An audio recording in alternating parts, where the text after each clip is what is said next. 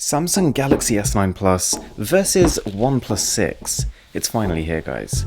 Just before we get into the comparison, let's unbox the phone. I'll also be launching a brand new giveaway tomorrow on my Instagram page, so be sure to follow me down below.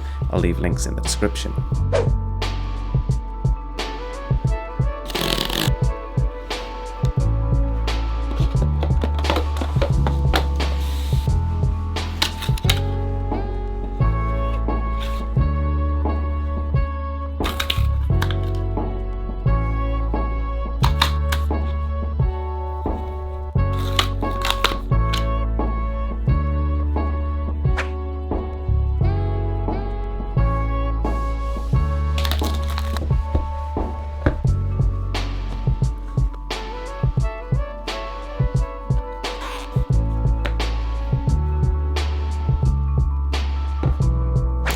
Okay, to say one thing, the OnePlus 6 is a slicker phone than the S9 Plus.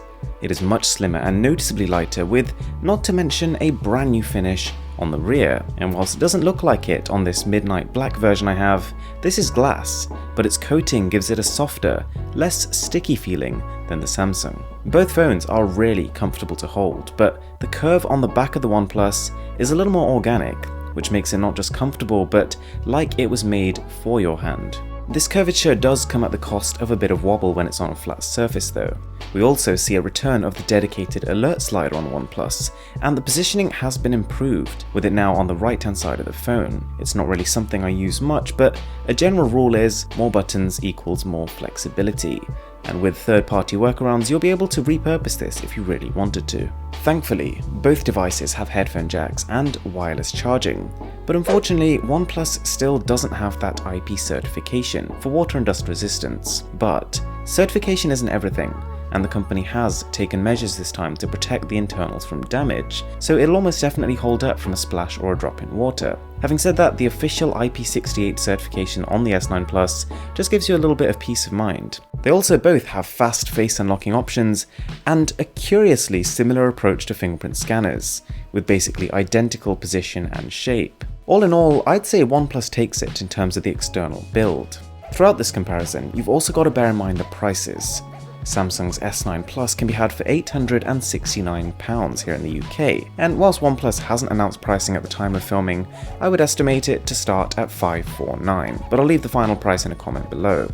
The display of the OnePlus phone is now larger than Samsung's offering. You've got 6.28 inches, and yes, it has a notch, as well as that little chin at the bottom, which did spark a little controversy with the leaks, but in the end, it means your screen can extend right to the top of the phone. And you do notice this immediately when you turn the phone on. The screen to body ratio is as high as it's ever been from the company, and it beats out the Samsung Galaxy S9 Plus, which is to say the body of this phone is a fraction smaller than the Samsung, whilst having a display that is a fraction larger. Having said that, some people won't like the asymmetrical nature of this design, in which case Samsung takes the win, but personally I'm totally happy with it. Now this is interesting. In terms of display quality, it is close, and with AMOLED tech, both offer crisp contrast and colours. You know the deal here.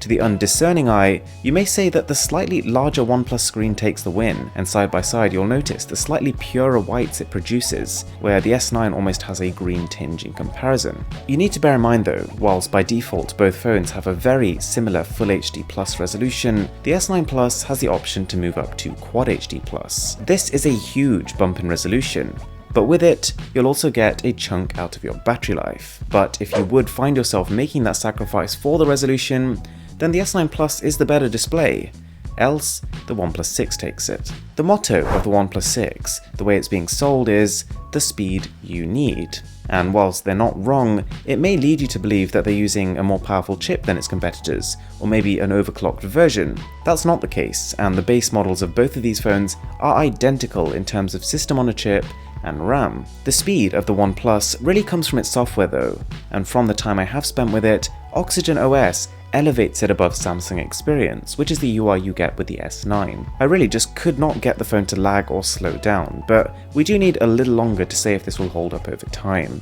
Both phones will tear through games, apps, internet browsing, or whatever Android has to offer right now. These are the pinnacle of mobile performance. On top of this though, OnePlus has the option for an 8GB RAM model, but at this point it's probably less about the speed you need and more about the speed you feel like having because it sounds kind of cool. But if you are planning on keeping the phone for 2 years plus, I'm sure more games and apps will arrive to take advantage of it. But overall, in terms of the responsiveness, OnePlus wins the speed race. Speaking of Oxygen OS, you'll get Android 8.1 on the OnePlus 6. Compared to the S9 Plus that is still with Android 8.0. And you've also now, with OnePlus, got the option to control by gestures and hide the navigation bar entirely. It's something you can get used to, and it makes the screen very immersive indeed. Gestures actually play a wider role here. You can swipe with 3 fingers to take a screenshot, and you can double tap the display to wake it.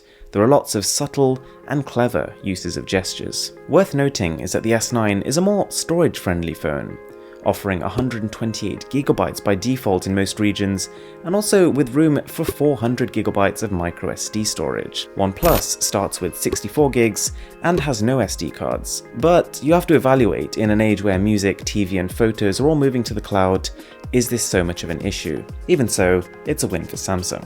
Dash charging is back with the OnePlus 6, which brings with it 20 watts of output compared to 15 on the Samsung, which indicates faster charging. OnePlus also has famously great battery life, so I do expect no less from the 6, but it remains to be seen if it'll beat the S9 Plus, which on paper does have a larger capacity. Let me know if you want to see a dedicated battery drain test on the channel. Okay, the area where things get very complicated is camera. Both phones have a dual camera setup, both have optical image stabilization to make photos and videos less shaky, and both can shoot 4K video at 60 frames per second. This is all great news. OnePlus has a higher resolution setup, but this isn't necessarily indicative of better image quality. The S9 has an edge in flexibility.